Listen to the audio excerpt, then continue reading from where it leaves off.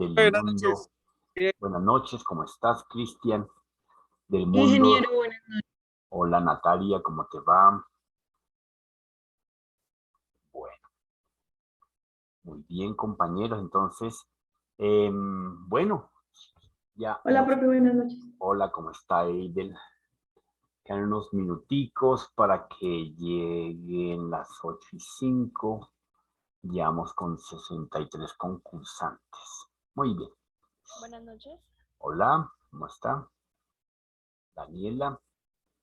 Tiene muy bajito el volumen. Muy buenas noches, profesor. Don ¿Cómo me Wilson le acaba Salamanca. de ir? ¿Cómo ha estado? Bien, don Wilson. ¿Usted qué tal? Bien, bien, sí, señor. Gracias a Dios. Bien, bien. Don Javier Figueroa. Profe, buenas noches. ¿Cómo te va?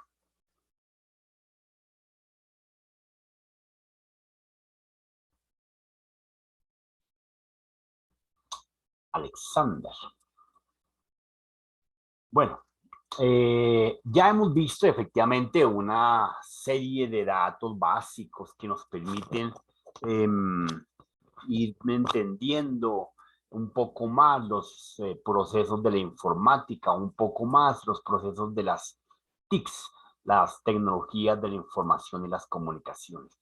Esto nos va a permitir día tras día, paso a paso, tratar de tener un mejor uso de estos recursos, una mejor disposición de estos elementos para que efectivamente en su mundo personal y profesional puedan dar un muy buen resultado de las diferentes acciones y actividades que se les atraviesen en el camino, porque no podemos fracasar porque no sabemos cuánta capacidad tenemos, qué memoria necesitamos, si la máquina que tengo es buena, es regular, me sirve para llevar un caso, para conectarme, la puedo llevar de viajero para ir en el avión, haciendo una conferencia, en el hotel, o me toca cambiar de máquina, o que venga alguien y me estafe. Es parte de todo el ejercicio que nosotros tenemos que ir mirando en este intrínculo de la informática. Claro, aparte de haber visto ya las primeras de cambio, un poquitico de ciberseguridad, unos pequeños toques de lo mínimo que tenemos que tener en cuenta. Con esos 8 elementos que veíamos el día de ayer, efectivamente ya podemos estar protegidos por encima del bien y el mal de aquellos hackers que se caracterizan. Claro, contra estos gurús, contra estos sabios de la informática, pues no hay barrera que se les atraviese, pero al menos no salimos desnudos a la calle, que es lo que más nos preocupa. Entonces, en ese orden de ideas, efectivamente, continuemos con lo que dejamos ayer en proceso, que era efectivamente nuestra ciberseguridad y unos pequeños elementos que facilitarían la identificación de los mismos. Entonces, quedamos en esta diapositiva. En esta diapositiva, no me deja ver acá esto. Y coloquémosla acá. Bueno, aquí quedamos nosotros. Esta es la tarea, efectivamente, la que tienen que subir a partir de ayer para el día 15. ¿Les quedó el día el 15 o el 16?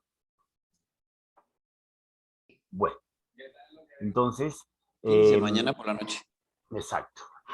Entonces, aquí pues efectivamente ustedes van a encontrar los conceptos, los leerán y darán su interpretación y entendimiento, ¿correcto? Y aparte de eso, pues colocarán una representación, una imagen que haga alusión a lo que están interpretando, entendiendo entre los diferentes conceptos. Lo que vemos en pantalla son las denominaciones de algunos troyanos que se dedican de manera específica a una actividad concreta, pero siguen siendo troyanos. Y recuerden que los troyanos no son más que unos virus, pero que son programas al fin y al cabo. Son código de programación debidamente definidos, estructurados por un hacker de sombrero negro, de sombrero gris, de sombrero blanco, sobre todo de sombrero gris y negro, porque pues son los que pretenden establecer un caos, un proceso inadecuado, una malicia,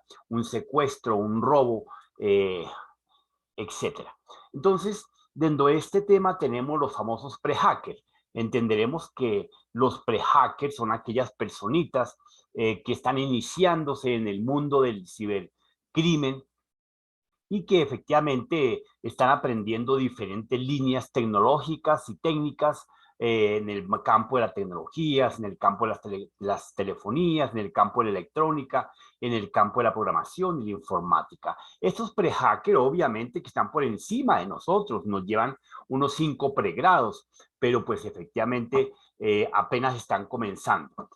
Uno comienza a navegar en este tema del mundo del hackismo cuando ya tiene un vasto conocimiento en varias líneas del conocimiento de la electrónica, las telecomunicaciones, la informática, ¿cierto? La inteligencia artificial, la big data, etcétera. Entonces ya entra en un mundo donde lo más sano es andar como en modo preventivo, como cuando uno conduce, efectivamente siempre anda a la defensiva para que nadie lo vaya a chocar, porque pues uno va en su sano juicio. Entonces los pre-hackers son los primeros obviamente que haya algunas personitas que de alguna forma por su interpretación y entendimiento de la informática y los sistemas, pues sin alguna preparación específica logran entender el mundo del código del hackismo y se meten en ese tema desde muy temprana edad, los 14, 15 años, y al cabo de un tiempo, pues están por encima de aquellos que han estudiado y pasado por una universidad y hecho especializaciones.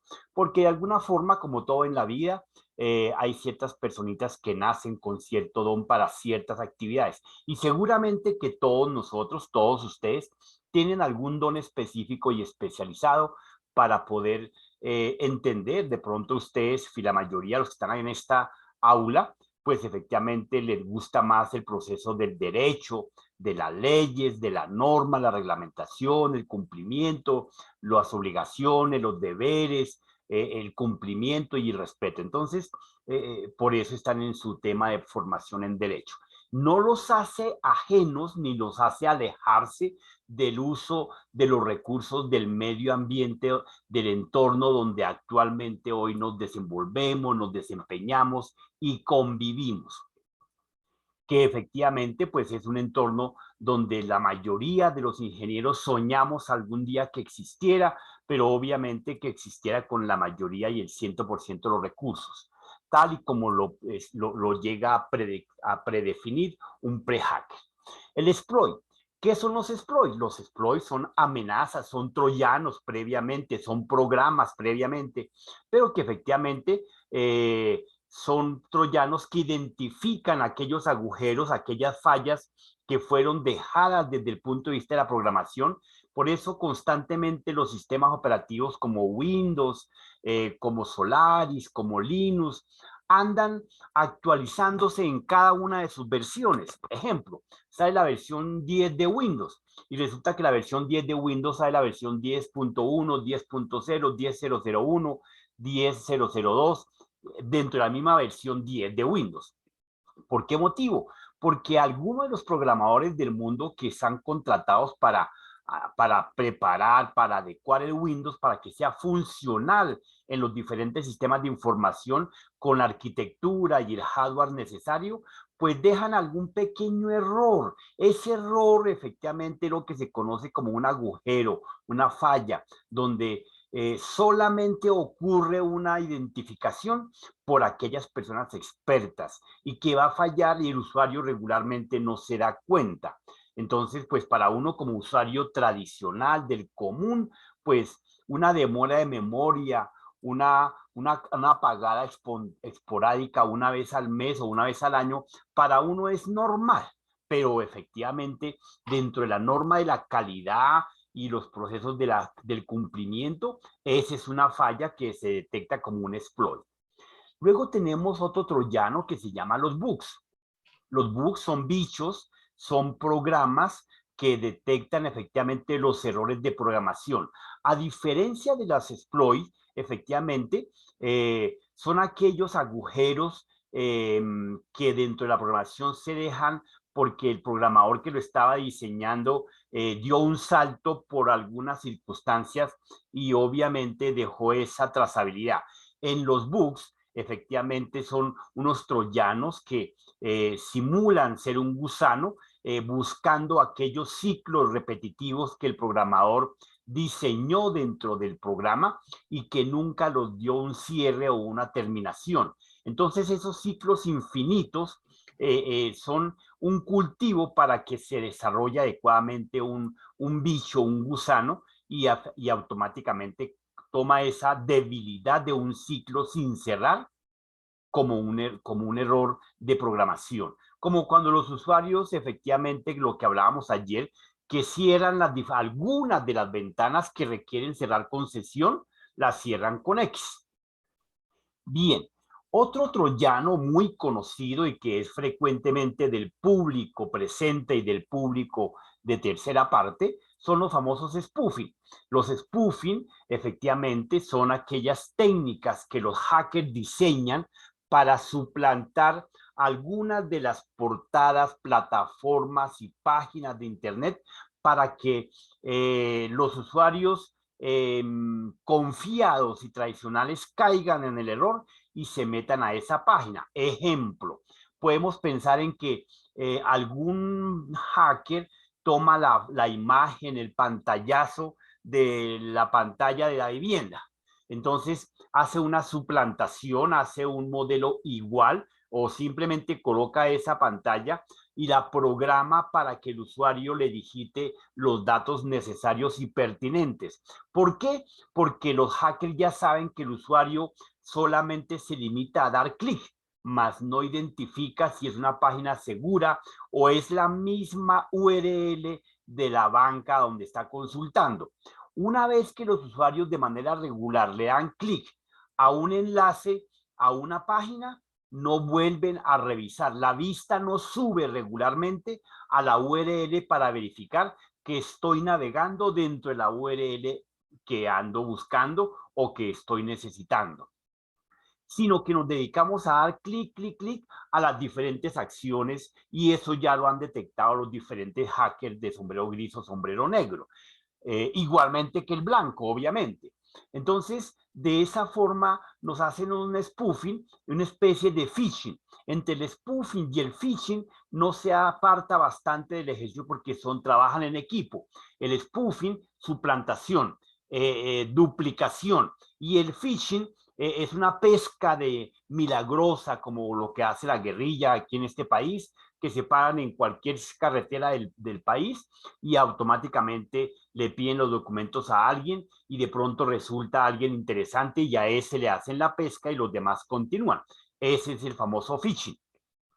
En el ciberespacio, el phishing efectivamente es colocar trampas o spoofing, o sea, pantallazos de alguna URL o página que usted consulte frecuentemente y la suplantan para que usted digite los datos o claves de manera regular y ahí cae en la trampa. Los troyanos regulares son los que se encargan de generar código, son los que se encargan de introducir algunos correos maliciosos, algunas librerías y le permiten al hacker abrir, encender, lo que hablábamos ayer, abrir programas, encender cámaras, activar el GPS, y buscar primordialmente las puertas traseras que van dejando los errores de programación, lo que se denomina el backdoor. Entonces los troyanos normales generan su propio código, se hacen, no es que sean IAs, o sea, inteligencia artificial, no, pero sí son rutinas que están en capacidad de poder autoprogramarse para poder hacer las búsquedas según sea la ruta que el programador le haya definido, o sea, el hacker le haya establecido. Entonces tenemos los exploits, los bugs, los spoofing, como de troyanos específicos, y los troyanos regulares son los que tenemos que generan su código abierto para realizar algunas tareas de identificación, de malicia, de secuestro, etcétera, etcétera. Y las diferentes puertas traseras que muchas veces todos tenemos en casa. de manera regular, nosotros en la casa donde vivimos, así sea una sola entrada, tenemos la puerta trasera. ¿Cuál es la puerta trasera o el patio trasero? Es donde de pronto colocamos algún poco de chécheres, la basura del día, y ahí la dejamos mientras que llega la noche o el tercer día cuando pase el carro, etcétera. Esos sitios son los que los programadores muchas veces utilizan para hacer pruebas y se les olvida eliminarlos. Correcto.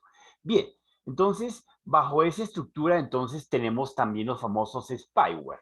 Los spyware, como ya sabemos, hay que identificarlos a tiempo, son troyanos también igual, que se introducen a través de un proceso administrativo para terceros, como en forma de gusanos o bugs, o algún troyano de forma de neologismo. Neologismo, efectivamente, ustedes como buenos lectores del derecho, ¿qué interpretan como un neologismo?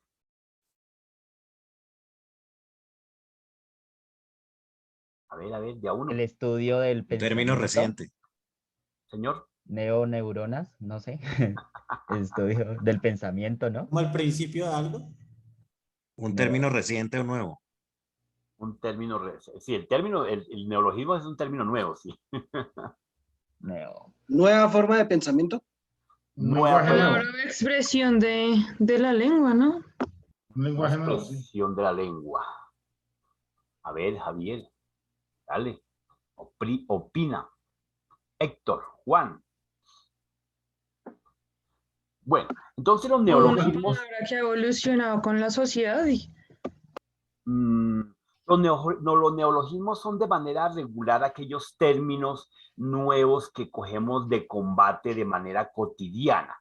Al igual que los conceptos y los términos se establecen como frecuencia repetitiva y por eso son utilizados por los diferentes spyware para poder capturar y atraer a los usuarios. Entonces, son de manera regular desde el punto de vista administrativo que facilita el convencimiento de una confianza porque está siendo emitido por una persona de rango y de carácter aparentemente.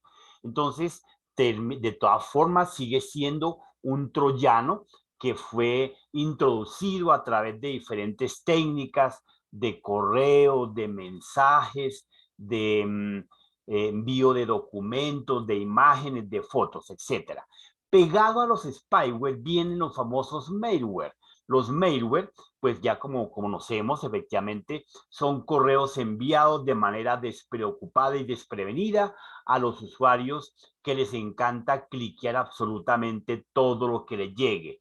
Entonces, como ya eso está detectado, y a pesar de que nos dan las recomendaciones, como las 8 recomendaciones que veíamos ayer, pero más de uno no la ha aplicado, entonces esto seguirá pasando por el resto de los días.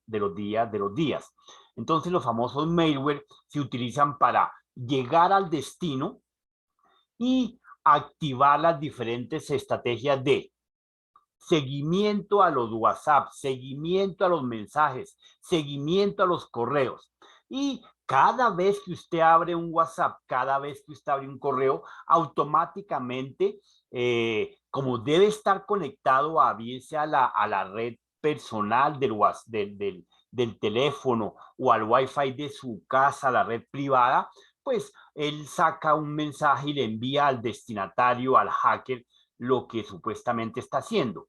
Entonces, muchos de esos malware son enviados por personas muy conocidas, muy familiares del entorno de cada uno de ustedes para poder hacer seguimiento. Entonces, que le voy a colocar un correo a mi novia para ver con quién habla, con quién chatea, a dónde está, porque le activan el GPS a través del malware. Por eso, de manera regular, uno tiene que tener las acciones de los teléfonos debidamente desactivadas, algunas de ellas que no las necesitamos. En algunas ocasiones el correo le solicita a usted que le active el GPS. ¿Para qué diablos el correo que le llegó del banco tal, del amigo tal, le solicita que le active el GPS? La única es para que le haga un seguimiento a través de los diferentes aplicativos que existen en los diferentes stores. Bien, entonces, desde ese punto de vista, el malware son software maliciosos, infiltraciones para secuestro, para encriptación, para robo, para distorsión también se utiliza de los datos, que efectivamente en lugar de que la carta le quede debidamente ordenada, se le desordena las palabras, los renglones, le altera todos los datos y pues obviamente hace parte de un sabotaje que usted tiene que de pronto o dejar así o pagar. Desde ese punto de vista, entonces, efectivamente, con esta clase de identificación del software que afecta, quién lo gobierna y quién lo administra y cómo lo procesa. Entonces existen 3 niveles de gurús, de maestros, de senseis, que dominan las técnicas de la ciberseguridad, la informática, la electrónica, la computación, la matemática, y se clasifican de acuerdo a la proyección del servicio, llamémoslo así, o de la aplicación de sus competencias. Entonces, las competencias que van en sentido de la consultoría, la verificación, la defensa, son aquellas personas que se denominan los hackers de sombrero, los white hats, los hackers de sombrero blanco.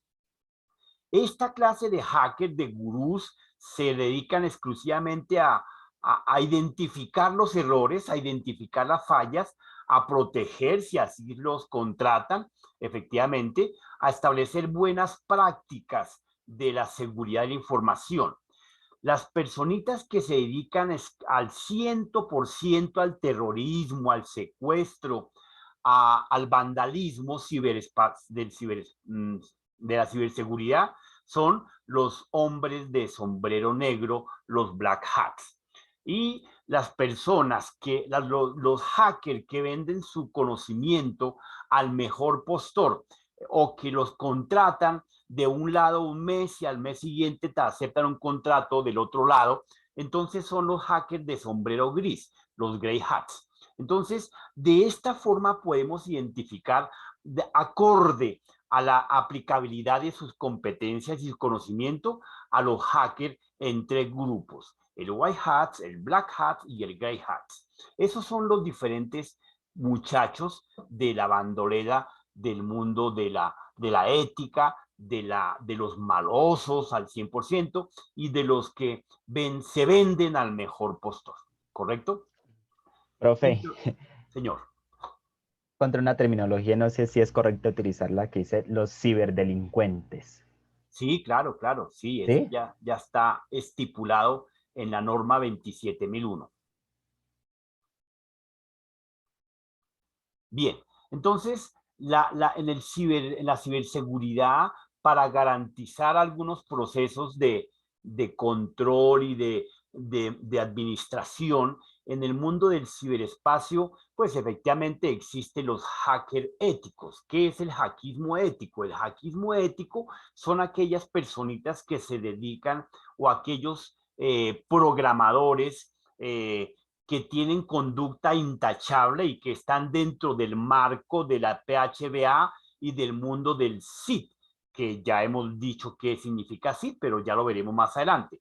Entonces, dentro de esta estructura hay personas que son pulcras, que son intachables, que son hackers que efectivamente, a pesar de que detectan una falla de fuga de información, no utilizan esa falla para su beneficio propio, sino que la ayudan a corregir, la ayudan a restaurarse para que no tengan inconvenientes en el sistema de información donde se esté generando o causando. Otro elemento de la ciberseguridad se llaman los servidores proxy. Los servidores proxy se apuntan desde 2 nortes, desde la parte física y la parte lógica. Entonces, desde el mundo físico es un sistema de información o un computador técnicamente que se denomina servidor. Ese computador, que es un proxy, que es el encargado de recepcionar a todos los usuarios que están debidamente autenticados y que tienen el permiso de poder pasar y entrar a un sistema o a un procedimiento específico. A eso se le denomina servidor proxy. También existen los famosos firewall. Los firewall, pues ya como veíamos ayer, son unos muros de contención, es un portero que efectivamente está debidamente preparado y socializado, que ciertos procesos, ciertos procedimientos, ciertas actividades no pueden ni entrar, ni ocurrir, ni salir. Entonces, el firewall es un muro de contención de entrada y de salida que solamente dejará entrar o salir a los que estén debidamente autorizados. Ese es un portero adecuado, un muro de contención que se llama cortafuegos. Por último, dentro de los elementos de ciberseguridad, tenemos el famoso antivirus, que pues obviamente no lo hemos definido, pero se los aclaramos acá. El antivirus efectivamente es aquella droga que el ser humano utiliza para prevenir, como la vacuna para el COVID. Si nos logran vacunar antes de que nos dé, efectivamente estamos previniendo, o sea, tenemos el antivirus ya instalado y funcionando, y obviamente en lo mejor posible, pues con las buenas prácticas no nos contaminaremos. El antivirus, entonces, efectivamente, si logra algún troyano violar el firewall, pasar por encima del servidor proxy y no ser detectado por un hacker ético, pues el antivirus que tengamos en nuestra máquina, si está, ojo, si está debidamente actualizado y descargado, detectará cualquier clase de virus que se nos penetre a nuestro sistema de información. Si nuestro antivirus no ha tenido las libertades de actualizarse diaria o en determinados momentos del día, pues seguramente que algún troyano nuevo no lo ha identificado. ¿Qué son los virus realmente? Es un programa que contiene una big data, o sea, una base de datos con todos los virus que existen en el medio. Entonces, ¿a qué se le llama actualización?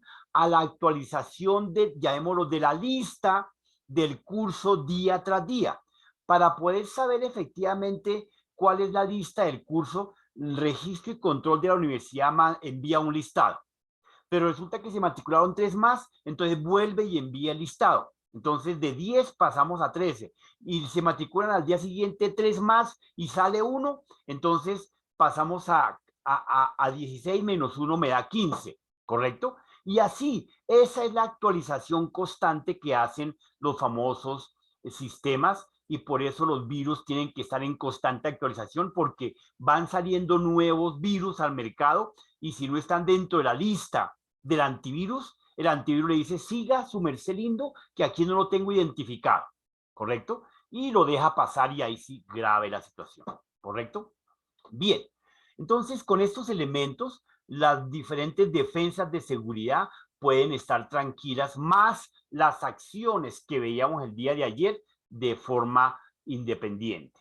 Aquí tenemos en pantalla nuestro famoso PHBA, que ya sabemos qué es el PHBA, ¿cierto, Sebastián? ¿Qué es el PHBA, mi querido Sebastián Vaca? Sebastián. Sí, señor.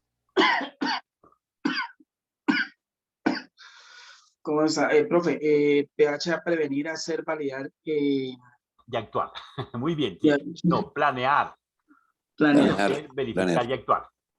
Sí. Pero método ¿cuál es el objetivo del PHBA? A ver, pongamos un punto en consideración, a ver quién se lo gana. ¿Quién me da el objeto, la funcionalidad del PHBA? El mejoramiento continuo. Ese muchacho está volando. Perfecto, muy bien. ¿Quién habló? Edilberto. Punto. Sí, claro, aquí lo apuntamos, ni más faltaba. Listo, don Edilberto, muchas gracias. Mario también estaba en la mira, pero bueno, le ganaron por un pelo. Entonces, efectivamente, el PHBA es un ciclo de mejora continua ¿cierto? No lo podemos olvidar, que nos permite establecer las buenas prácticas, mejora continua. Como estamos en mejora continua, entonces podemos estar tranquilos que las buenas prácticas abundan a flor de piel de manera constante. Por eso mismo, entonces, tenemos pegado a este PHBA los conceptos de confidencialidad, integridad, disponibilidad y asequibilidad, que eso nos lleva a una palabra que si cogemos solamente las iniciales, veamos por aquí, bajemos esto acá. Entonces, cogemos acá esta palabrita. Entonces, aquí vemos que tenemos la confidencialidad, que es la C. Tenemos la integridad, que es la I. Tenemos la disponibilidad, que es la D. Y tenemos la asequibilidad, que es la A. Entonces, si nosotros cogemos estas tres letras, vamos a identificar que tenemos aquí un pequeño descripción del famoso SID, ¿correcto? El SID, entonces, traduce una confidencialidad, una integridad y una disponibilidad y una asequibilidad. El SID exactamente es el aseguramiento de la información y la informática. El aseguramiento de la información en la informática. Ese es el SID. Y el PHBA me establece una mejora continua para el desarrollo de las buenas prácticas. Entonces, bajo esta estructura, cuando ustedes estén prestando el servicio en derecho, una asesoría, un acompañamiento, ustedes tienen que tener un PHBA y tienen que tener un SID para que efectivamente logren destacarse dentro de su área profesional. ¿Qué significa confidencialidad? Vayamos a confidencialidad. Clic. Entonces, en este concepto encontramos que la confidencialidad efectivamente es la privacidad, ¿cierto? Es la reserva, es esa confianza. Y dentro de unos ejemplos podemos tener que el número de tarjeta de crédito no se lo entregamos absolutamente a nadie. Eso es una confidencialidad personal. La lista de empleados de una empresa cualquiera no la sacamos al mercado, ni la podemos vender, ni la podemos ofrecer para absolutamente nada. Es más, cuando una empresa tiene su departamento de talento humano y él quiere apoyarlos con algunos mercados, algunos vendedores, él invita al proveedor, mas no le envía el listado porque efectivamente puede cometer un error de discreción en la data de la información. Permítame un segundito su delicadeza.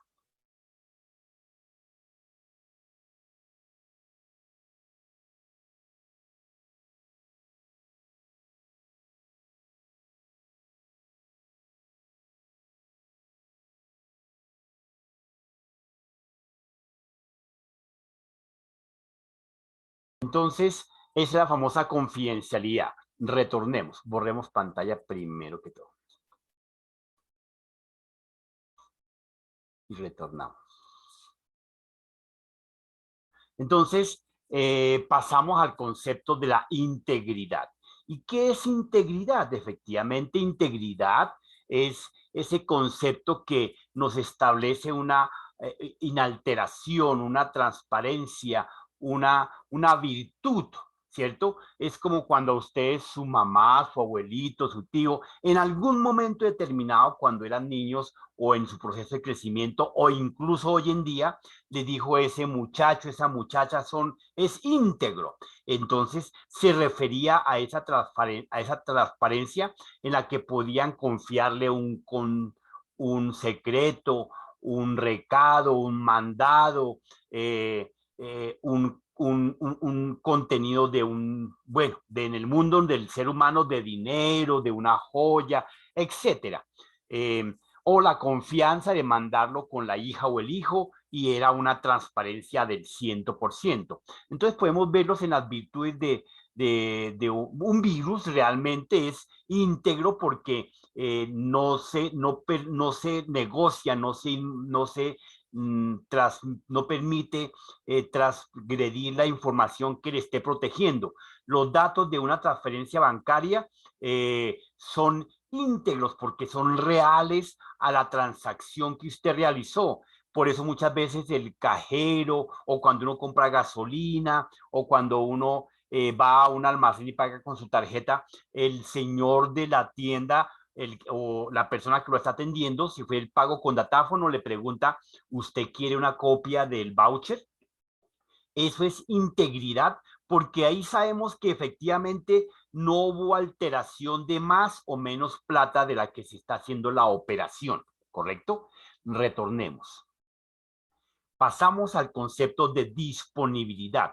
Entonces, la disponibilidad efectivamente es la capacidad de que los procesos que se desarrollen, dónde se desarrollen y quién los desarrollen, estén siempre a la mano, claro, de entre los términos, políticas y condiciones de la vida cotidiana, pues que ahí me dicen, usted puede consultar su saldo del banco 24/24, pero lo hacemos a través de las herramientas que me ofrezca el servicio de esa entidad, no importa de qué servicio sea.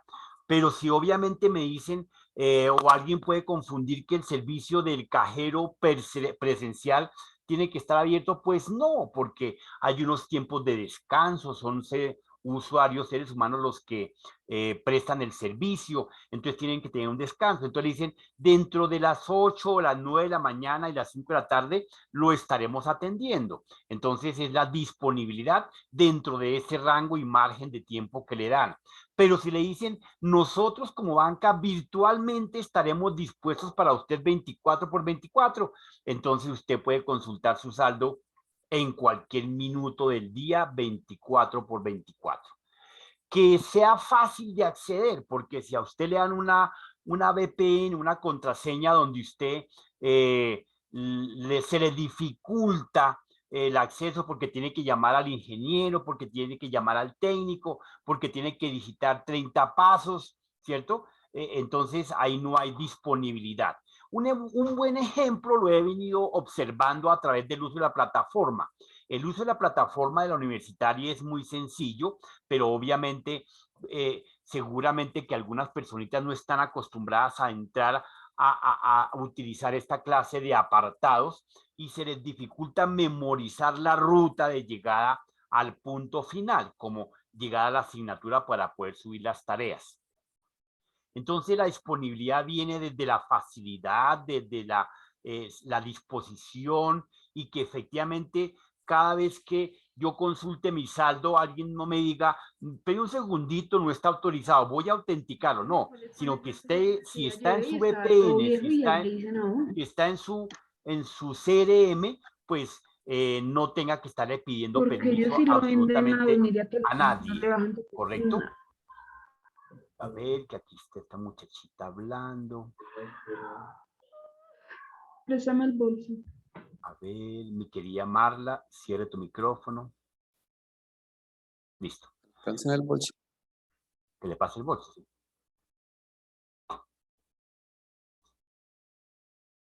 Ya le pasaría el bolso. Esa es la forma más fácil para entrar a un bolso. Que le pasen el bolso. Así, Pásame el sencillo. bolso. Un hacker. Y tráigame un tinto. Bien, retornemos. Y el último elemento del SIT, que es la asequibilidad, efectivamente trata y se refiere a la capacidad de acceso a la web, a la URL, porque en el mundo del ciberespacio, pues lo que tenemos son direcciones, tenemos URLs, tenemos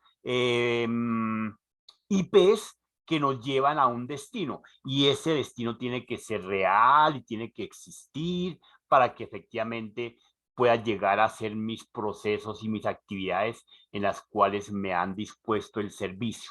El uso de la tecnología, el ambiente, la parte física, la parte lógica, esta cualidad está íntimamente relacionada con la usabilidad. ¿Qué es la usabilidad? Entonces, es la capacidad de poder efectivamente tener respuesta a la petición que se esté solicitando. ¿Qué es ese proceso? Usted está entrando a su banco y digita su usuario y digita su clave.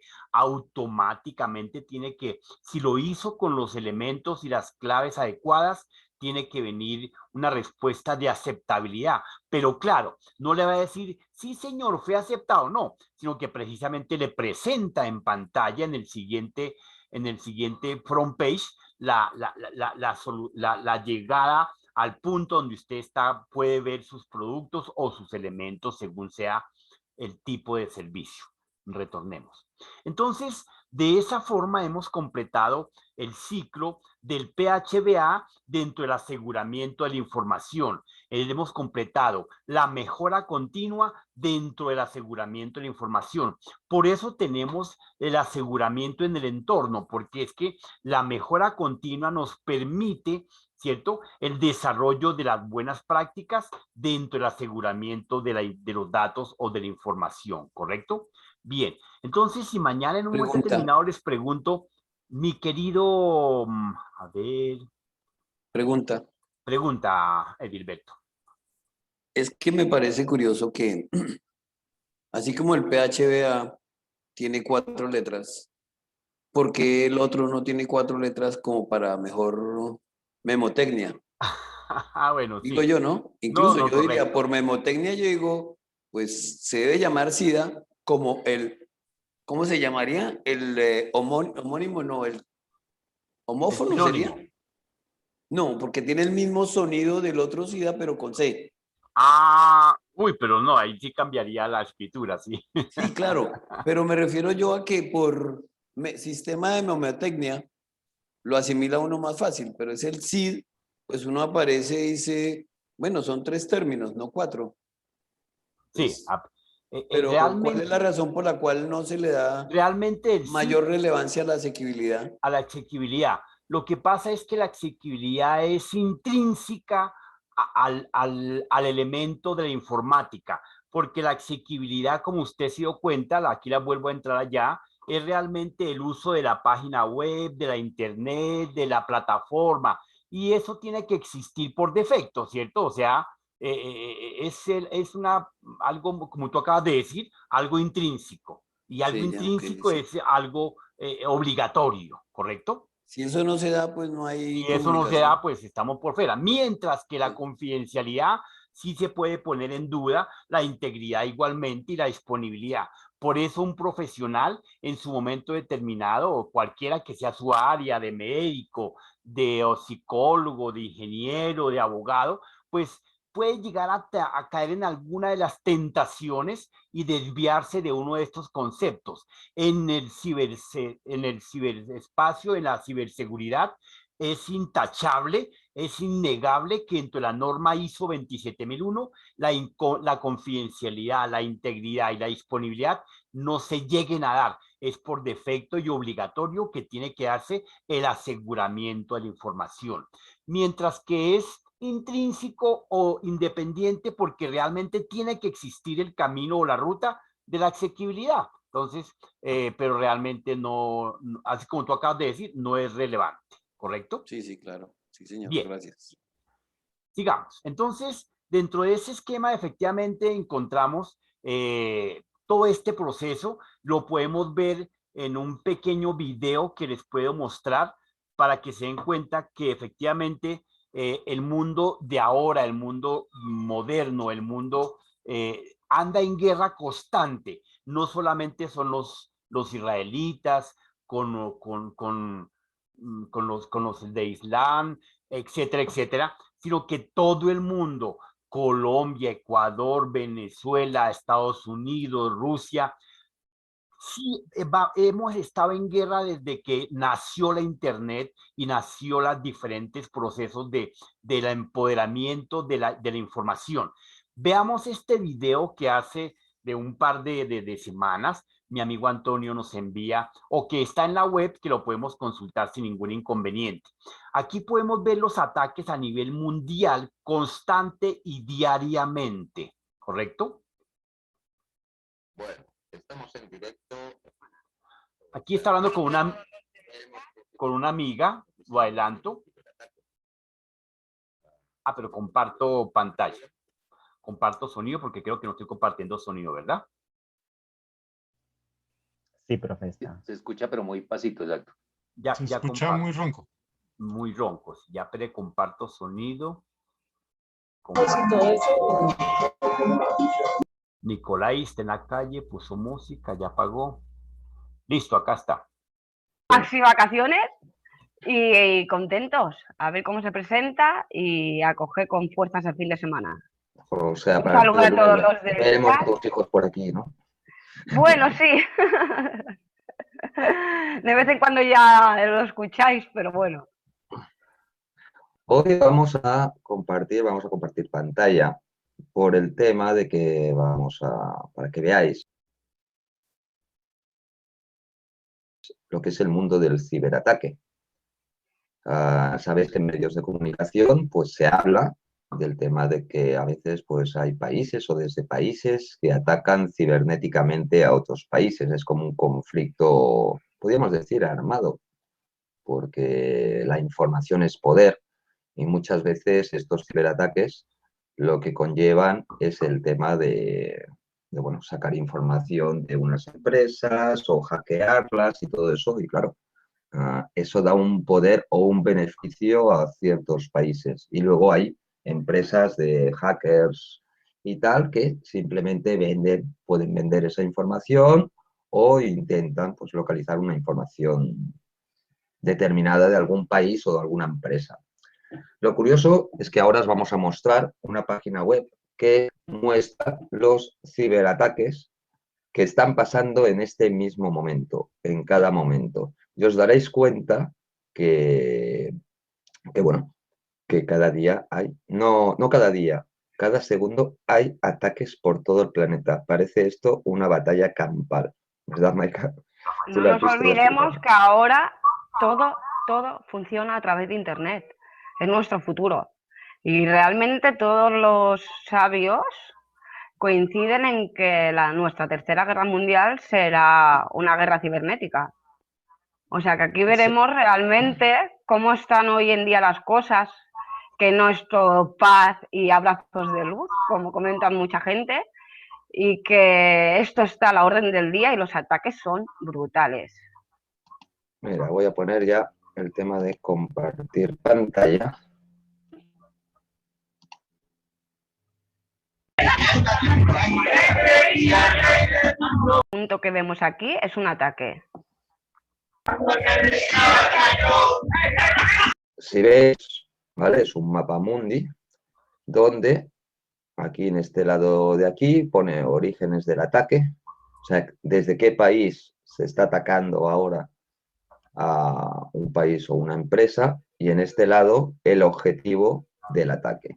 Como vemos, en primer puesto, ahora quien está atacando más es China y se está atacando más contra Estados Unidos. Pero si veis, va a fluctuar. Incluso el origen del ataque vemos que España también y el Reino Unido están atacando bastante ahora en este momento, ¿vale? Pero os daréis cuenta que a veces... paran. Sí, que no paran. A veces se acelera y hacen como una especie de ataque conjunto desde diferentes zonas. Sí, hay momentos que un mismo punto recibe a la misma vez desde todos los lados. Sí, no nos olvidemos que China ahora está como primera potencia mundial. Sí, si veis, toda la zona de... Bueno, aquí nos estamos dando cuenta que efectivamente tenemos sonido. Tenemos sonido. Sí, señor. Sí, sí, lo estamos escuchando. Sí, se le escucha fuerte y claro. Nos damos cuenta que efectivamente en la parte... venga, coloco acá mi lápiz. Mi lápiz está acá. En esta zona tenemos los países, origen de los ataques, ¿cierto? Pues de pronto si no lo podemos identificar acá dentro del mapa adecuadamente. Y en esta zona tenemos los objetivos, los servidores de las diferentes empresas y fábricas que están siendo contraatacados. Y acá tenemos los nombres de las máquinas y los sistemas de información que tienen ese ataque en reserva y que son los que estamos viendo gráficamente, que son realmente, valga la redundancia, reales. A ver, vamos a sacar a mi amigo que está aquí hablando. Saquemos a Carolina de eliminemos. Listo. Sacamos a Carolina de clase con el fin de que aprendamos a no prender los micrófonos si estamos hablando. Bien, entonces efectivamente de esa forma podemos darnos cuenta que constantemente el mundo del hackismo anda a la flor del día, a la orden del día. Y es ahí por eso que nosotros mínimo tenemos que presentar las recomendaciones, las diferentes observaciones que nos hicieron para que efectivamente aseguremos nuestros datos y la información que nos hayan dado dentro del SIT para la manipulación y la administración. Dicho esto, efectivamente, entonces podemos llegar a pensar de que efectivamente nosotros podemos ya estar con un poquito de medidas de aseguramiento de información y podemos ya pensar en tener el conocimiento de cuáles son las medidas de la información. Por eso tenemos acá en la siguiente diapositiva que vamos a compartir pantalla.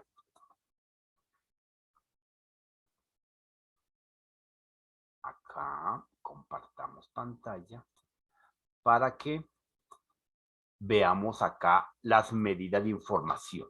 Entonces, hoy dejaremos en claro efectivamente cuáles son esas famosas medidas de información que nos van a permitir identificar y saber cómo podemos darle tratamiento a la información, ¿correcto? Bien, dentro de este esquema del mundo del ciberespacio, del cibercrimen, de, como decía nuestro amigo, de la ciberdelincuencia, efectivamente, tenemos que saber qué capacidad tenemos en nuestra máquina, en nuestra memoria, en nuestra USB, en nuestro disco duro, la capacidad de procesamiento, la velocidad, y por eso tenemos que conocer, como conocemos en el mundo real, las medidas, las distancias, la capacidad en litros, en botellas, en cubo, en áreas, etcétera. Entonces, para poder medir la distancia en la vida del ser humano normal, utilizamos un patrón de medida que se llama metro. Si coloco 1, 2, 3 metros, diré que tengo tantos metros. Si ya pasan de cierta cantidad de metros, ¿cierto? Entonces digo que tengo 1 kilómetro. Y así sucesivamente vienen las medidas de distancia del ser humano, ¿correcto? En informática ocurre lo mismo. Quien gobierna los procesos de la informática es el software, que recuerden que el software administra la parte física y la parte lógica, y entre esos elementos que nos gobierna al 100% se llama sistema operativo. Entonces el sistema operativo... Señora Natalia. Qué pena interrumpir. ¿Será que le puedes dar ingreso a mi hermana que se le cayó el internet? Ella es Carolina Gómez. Claro que sí, venga a ver que no estoy viendo Muchas el gracias. panorama. Profe, tengo una pregunta. Dale, mientras que entro acá. Sí, profe, lo que pasa es que hace días, no sé si ustedes, pues, fue una noticia que dieron de los hackers con el tema aquí en Colombia, que las páginas del Senado, las páginas del gobierno, entonces, pues uno no sabe realmente la veracidad de esa información, aunque hay algunos datos que arrojaban de algunos congresistas que sí daban como reales, como otros que no. Entonces, digamos, ¿qué tal? Digamos, los ataques a páginas, digamos, en este caso del gobierno, que pues manejan unas plataformas de seguridad muy grandes. Sí, no, los ataques contra las audiencias del Senado, del Congreso, son constantes. Ellos tienen un software de control, de vigilancia, tienen unos canales de comunicación, ¿cierto? Y por eso el acceso a las reuniones virtuales, a las reuniones remotas, son con código de seguridad, no solamente es con el código de la URL o con la clave de la URL, porque estas direcciones que, por lo menos las que colocamos en plataforma, pues queda una URL abierta, pero efectivamente, si las quisiéramos colocar con código de identificación, entonces se le deja el código de la plataforma, pero no basta con que le dejemos el código de plataforma, hay que colocarles, encriptar adecuadamente una contraseña que se le da a cada senador, que él se hace responsable del acceso de esa URL. Si él por alguna razón comparte esa URL, que la puede compartir, va a quedar identificado en el sistema de control y vigilancia que tiene el centro de estos entes que estamos hablando. Entonces, por eso yo creo que ninguno de estos senadores o congresistas se ha expuesto a repartir o regalar o creérselas de payaso para que quede identificado, porque la sanción es total. Creo que es con destitución. Ustedes que son abogados podrían averiguar cuál sería la sanción porque uno de estos senadores comparta estas URLs, a pesar de que están debidamente encriptadas y con código de referencia. No sé si ustedes ya tienen algunos aplicativos del banco, de alguna empresa, de un CRM, que usted aparte de digitar su clave le envían un código de verificación. ¿Sí les ha pasado? Sí, es verdad. Sí, señor. Banco manda eso. Exacto. Sí, señor. Una de esas Un token, seguridades... se llama un token. Exacto. Sí, ya los Profe, una tokens... pregunta. Señor. En el caso, digamos, de lo que comentaba el compañero, que creo que fue Anonymous, eso no es cuando hacen, digamos, un ataque varios hackers, o sea, que por eso colapsan las páginas. Ya. No. Los anónimos son un grupo de hackers que se asocian y venga la redundancia, en una organización para achacarse, para vandalizar ciertos tiempos y momentos y temas, para que efectivamente los anónimos que existen sobre todo en Europa, lo hacen con el fin de fines políticos, para poder rastrear fácilmente ciertas tendencias filosóficas y políticas y pues que les paren bolas, efectivamente. Se asocian, obviamente es un grupo que ya está debidamente identificado, pero pues desde el punto de vista de cuáles son, no quiénes son, ¿cierto? Pero entonces ellos atacan, sí, centros que que tengan relevancia para una situación política o económica, como una registraduría, un gobierno, ellos primordialmente son dentro de esas líneas. Profe, otra pregunta. ¿Qué tan cierto es que los gobiernos, hablando de ayer de lo de la Deep Web, ellos guardan mucha información ahí, por eso también es que se filtra? ¿Eso es verdad? ¿O eso... Claro, no, eso no lo dudes. Todos los gobiernos, sobre todo los países desarrollados, filtran demasiada información. Nosotros los seres humanos normales, parroquianos, bueno, ustedes bien saben que Colombia es un país que ¿En qué sentido lo dicen? En vía de desarrollo, ¿cierto? Es un país no subdesarrollado, pero sí es un país emergente. Entonces, esa tendencia de tener un poquitico más allá del desarrollo, en vía de desarrollo, pues le permite clasificarse en un rango intermedio, digámoslo así. Por ese motivo, efectivamente, la alternativa de ser un país muy tecnológico es viable y por eso Bogotá, como yo les he dicho, el punto de Unilago es una antena de tecnología de información. ¿Correcto? Oscar. Profe, buenas noches. Escuchando toda la charla del tema de ataques y la ciberseguridad y analizando un poco con el video de ayer, el tema es que este hombre, digamos, logra hackear una de las seguridades más altas del mundo, que es el Pentágono, pero luego él mismo es hackeado y digamos que penetran su seguridad y lo engañan y lo llevan a Estados Unidos, digamos, infiltrado, digámoslo de esa manera, en su seguridad. Si eso pasa con un gurú de la informática, me entra a mí una duda con el tema de los blockchain. El blockchain es tan seguro como para pensar que los miles de millones de, digamos, de recursos que se están moviendo ahorita a través del Bitcoin y todas las monedas pueden asegurarse tanto a nivel mundial como para que de pronto no sean hackeados y caiga toda una economía mundial. Dos cosas. Recuerde que dijimos que el blockchain es una tendencia tecnológica, ¿cierto? Entonces, el block apenas está en proceso de implementación y desarrollo. Solamente en algunos procesos y de algunos países ya está en pleno funcionamiento, ¿correcto? Estamos hablando de Alemania, estamos hablando de Japón, y no en toda la normalidad de su tecnología.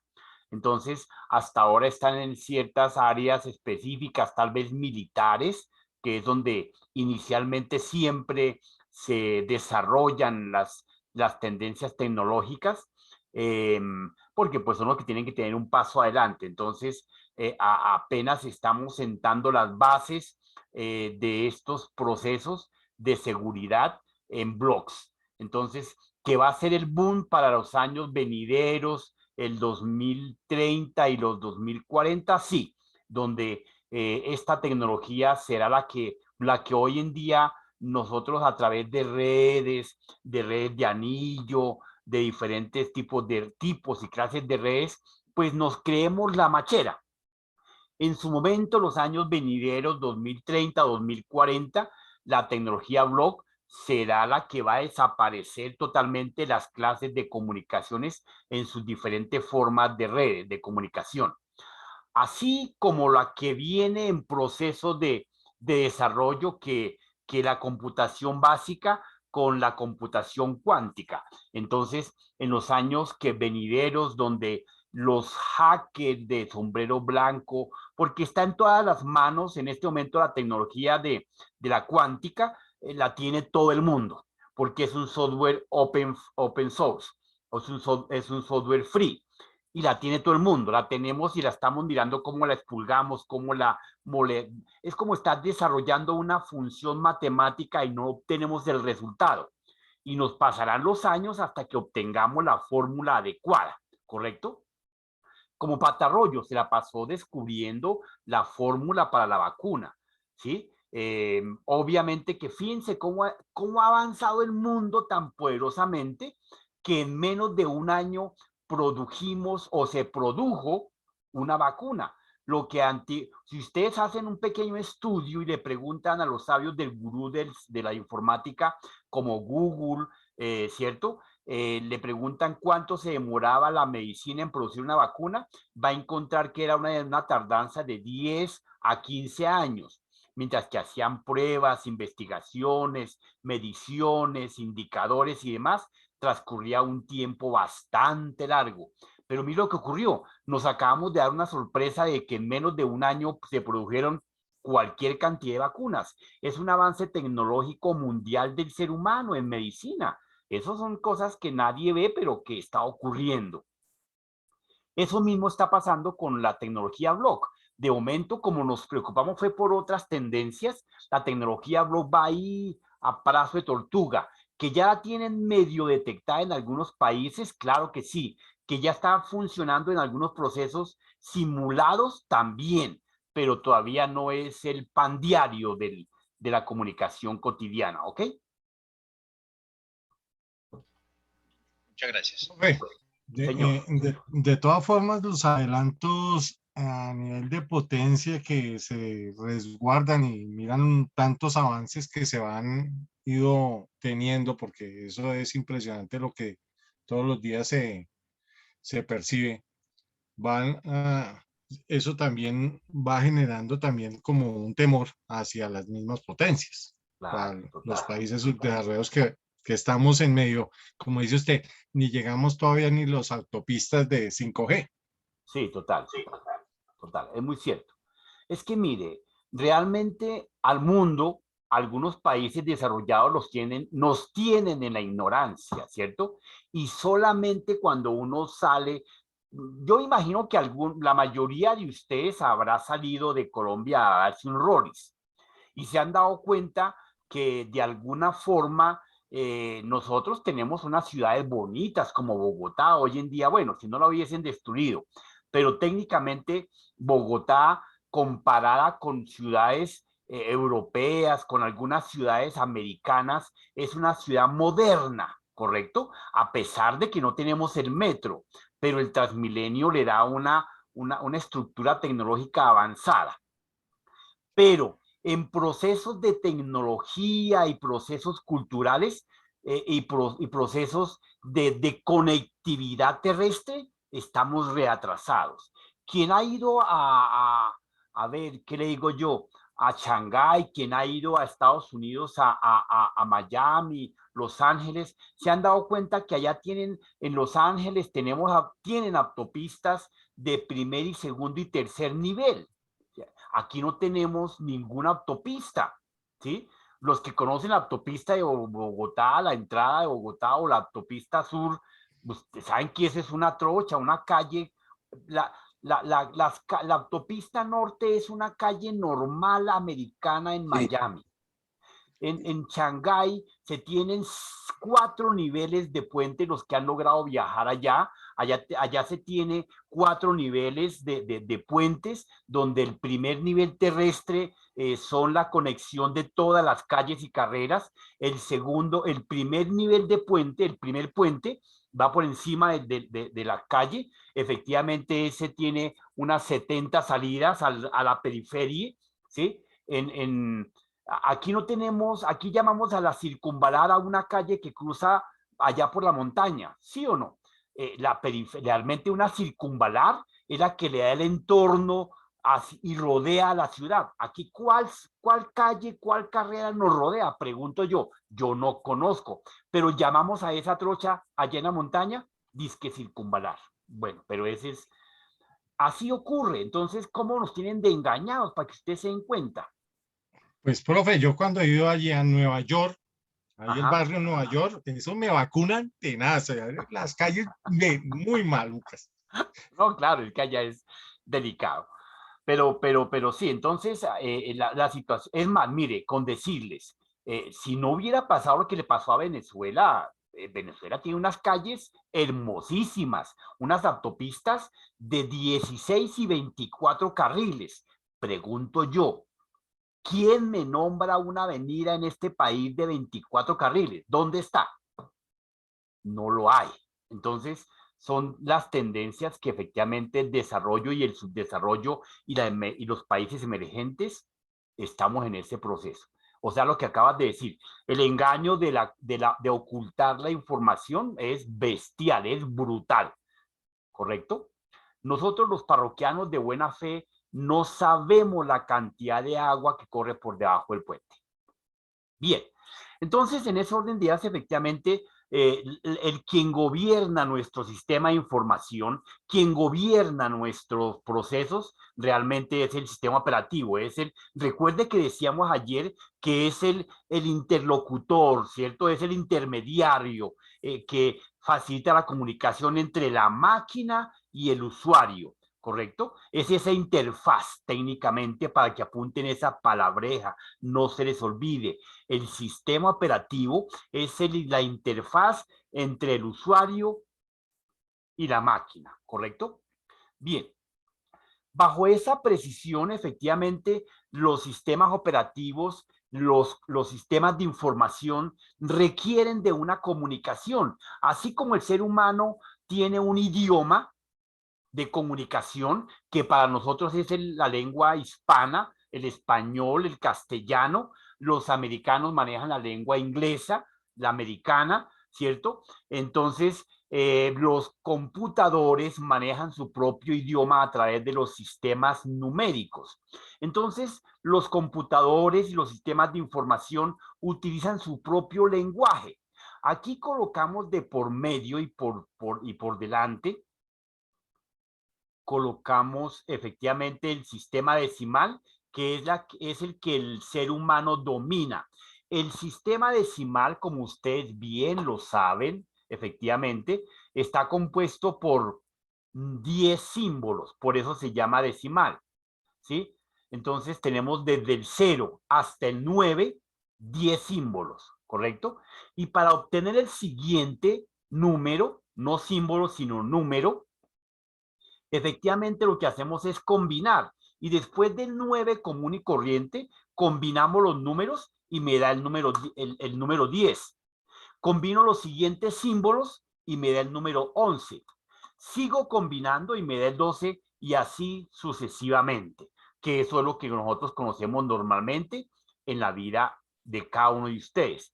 Pero si yo le pregunto al lenguaje, a la máquina, ¿cómo entiende cuando yo le comunico, cuando le digito una tecla, cuando le oprimo una tecla, cuando rayo la pantalla? Pues él me dice que se está interpretando en el lenguaje binario, y el lenguaje binario es el que está acá, que está compuesto por 2 símbolos.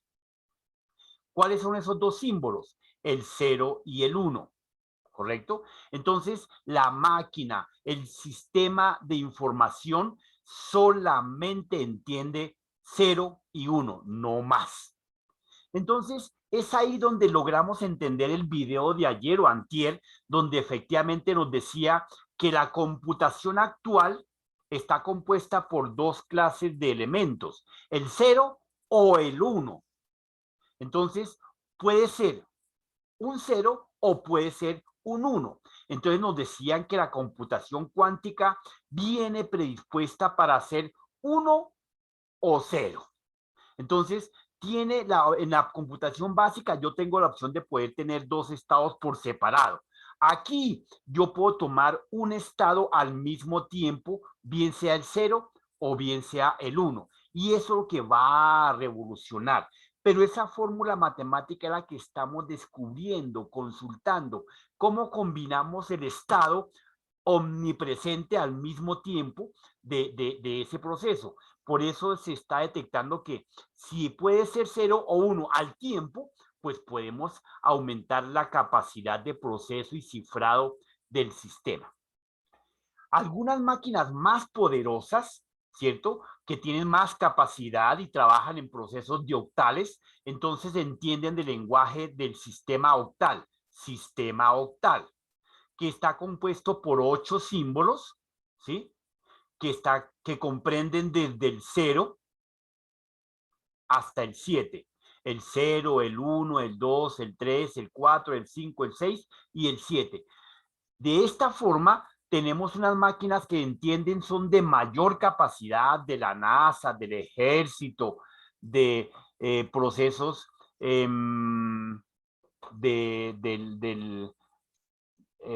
procesos de medición del clima y procesos terrestres, son máquinas de hexadecimal.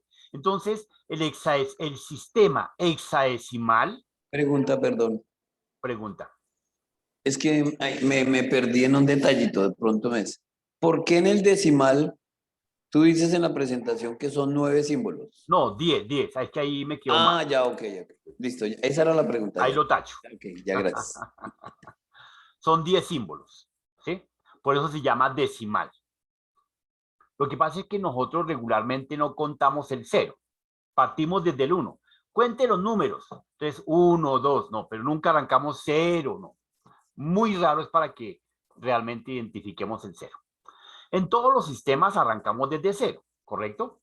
Y el sistema hexadecimal también arranca desde 0, va hasta el 9, y el siguiente símbolo, así como después del 8, lo voy a pintar acá, en el decimal, acá al frente, en el decimal, después del 7, sigue el símbolo, no número, sino el símbolo, ese símbolo que para mí ya es el 8.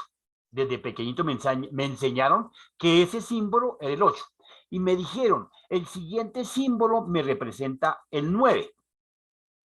Y hasta ahí llegamos. Entonces, si quiere más, mijito, combine. Entonces me dijeron combino y me da el 10. Acá, en hexadecimal, lo coloco acá en este punto, al frente.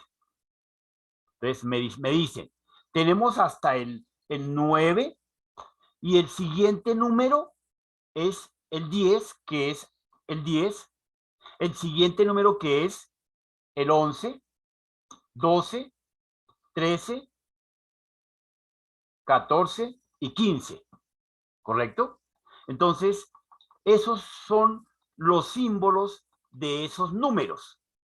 Si a nosotros nos hubieran enseñado el sistema hexadecimal desde pequeños, hoy en día cuando yo le pregunte a cualquiera de ustedes, le pregunto, a ver, ¿a quién le pregunto? A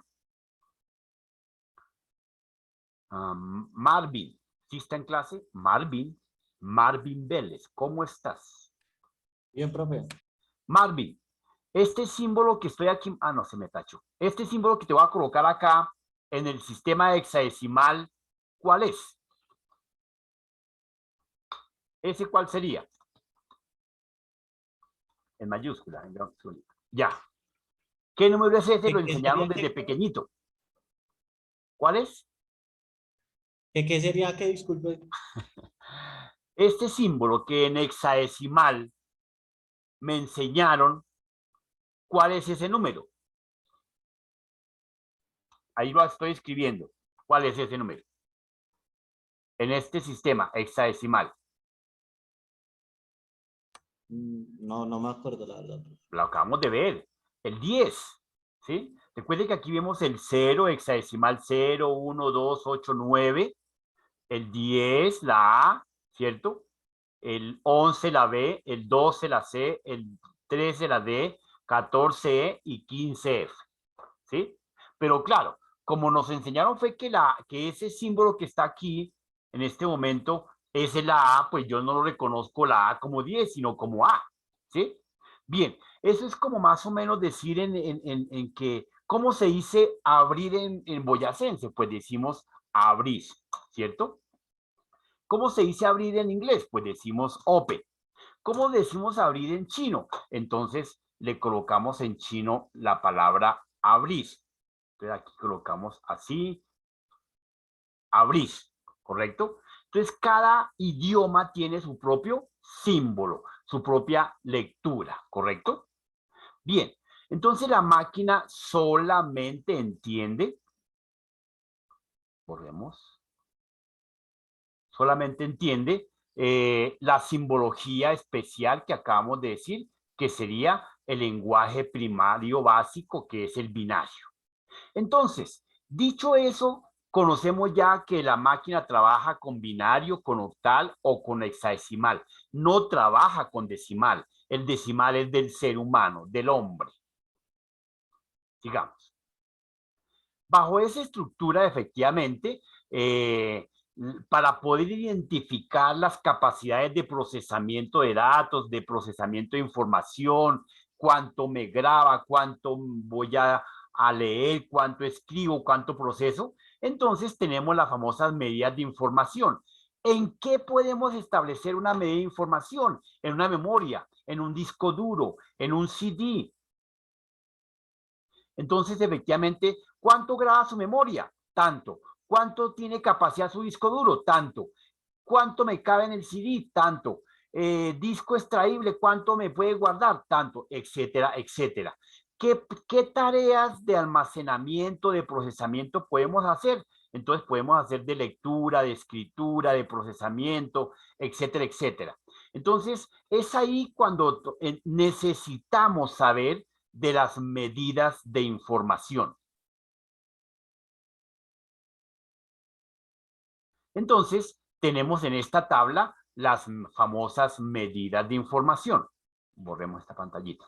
Entonces, las medidas de información se clasifican como tenemos el metro en nosotros. Conocemos que el metro, ¿cómo está compuesto? ¿De qué está compuesto un metro? Milímetros y centímetros. Exacto, de milímetros, de centímetros. Y después del metro, si ya tenemos una medida más grande, ¿qué seguiría? ¿Qué seguiría? Decámetro. El kilómetro. Kilómetro. Oh, el decámetro. Ah, sí, kilómetro. Muy bien. Entonces, aquí en informática también nos ocurre lo mismo. La mínima unidad de información se llama el famoso bit. ¿Correcto? Es el bit. Acá está. La siguiente medida de información, el bit que me representa. Entonces el bit me representa o un 0 o un 1. ¿Correcto? El bit. Entonces, cuando ya reúno 8 bits, automáticamente me representa un byte. ¿Y un byte qué me representa? Entonces, un byte me representa una letra, un símbolo o un carácter. ¿Correcto? Entonces, cuando a usted le hablen de una letra, de un símbolo, de un carácter, o sea, de una coma, de un espacio, de un punto, de la letra A, del símbolo coma, del paréntesis, ¿eso qué me representa? Un byte. Un byte, correcto. Muy bien. Entonces, si ya tengo muchos bytes, entonces ya no puedo decir 40.000 bytes. No, entonces simplemente digo, tengo 1 kilobyte. Entonces acá tendríamos la siguiente medida, que sería el famoso kilobyte. Entonces, 1 kbyte está compuesto por 1024 bytes. Y cuando ya tengo demasiados kbytes, entonces me digo, ya voy a hablar en megabytes. Entonces, 1 megabyte está compuesto por 1024 kbytes. Fíjense que era medida inmediatamente anterior. Cuando ya tengo muchos megabytes, entonces pasamos al gigabyte. Y 1 gigabyte está compuesto por 1024 bytes. Sucesivamente. Hola. No, ese hijo de puta, ¿en serio? A ver, Julián, mi estimado Julián, cierra tu micrófono. Sí, señor, perdón. Ok. Bien. Entonces, en esta tabla tenemos efectivamente las diferentes medidas de información que en informática nos permiten el tratamiento, la manipulación, la administración, la gestión, la lectura, la escritura y el procesamiento de datos. Y los datos no son más que caracteres. Entonces, ¿qué es un carácter? Un bit. No. El siguiente. Un byte. Un byte. Un byte. ¿Correcto?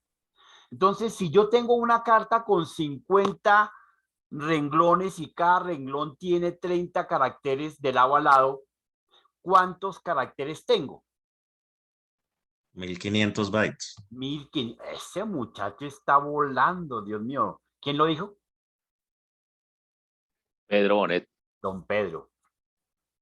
Bien, don Pedro. Muy bien. Entonces, apúnteme ahí un puntico en su lista. Aquí lo tomo nota. Bien. Entonces, de esa forma es como en informática, efectivamente, podemos llegar a establecer una capacidad de procesamiento y almacenamiento, identificando que la mínima unidad de información es el bit y que 8 bits me representan un byte. Cuando ya tengo medidas más grandes, entonces tenemos el kilobyte, el megabyte, el gigabyte, el terabyte, el pentabyte, el exabyte, el zettabyte, el yottabyte, el brontobyte y el geopobyte. Entonces, son medidas gigantísimas de almacenamiento. Un solo geopobyte me representa 1268 trillones de billón. 650.000 billones de billón, 600.228, una medida gigantísima de caracteres que puedo almacenar. Eso lo haríamos en los famosos discos duros de hoy en día. Pero como la tecnología ha evolucionado tanto, ya un solo geopobyte lo puedo almacenar en una pequeña memoria. Ya puedo almacenar en la nube un brontobyte, un yottabyte, un zettabyte, que son toneladas de información. toda la vida usted cantando todos los días no alcanza a llenar una medida como el yottabyte si tuviese que grabar y grabar y grabar, ¿ok? Bueno, entonces, de esa forma quedan las medidas de información establecidas para que se las aprendan, las memoricen, para Profe, que... pregunta. Dale. La última símbolo del geobyte. Geopobyte. Geopobyte. ¿También es GB mayúsculas? Sí, Igual señor. que el gigabyte. Uno es gigabyte y el otro es geopobyte. Y en el momento en que esté uno en una nomenclatura en alguna información, ¿cómo los diferencia uno? Describe la palabra como tal. Ah, ok. ¿Se debe escribir la palabra? Sí, correcto. Ah, ok, gracias. Realmente, como los usuarios, en este momento, si tú me preguntas, no existe un dispositivo,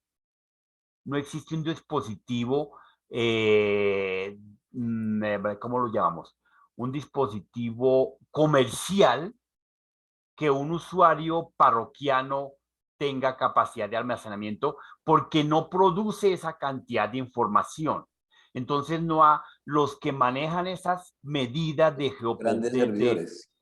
Sí, desde petabyte en adelante, todavía aún son las grandes empresas, la NASA, el gobierno, el ejército. Hay de para allá cualquier entidad de ese estilo. Los usuarios básicos llegamos hasta terabytes. Si has visto, los discos duros tienen teras, no petabytes. Los que prestan el servicio de hosting para páginas, Claro. ¿también tienen ese nivel? Ellos tienen también, no, esos son servidores que tienen terabytes. Ah, ok. Bueno, compañeros, entonces, bueno, dejemos ahí por el momento. Entonces, les habló Profe, ¿será José que a Antonio uno Martínez. y no le pueden pagar con un gigabytes, así para que tener harta plática? ¿Van a tener almacenar? Una berraquera, pues, sería ese concepto filosófico.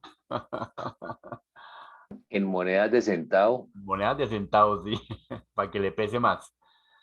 Bueno. Para allá va el Bitcoin.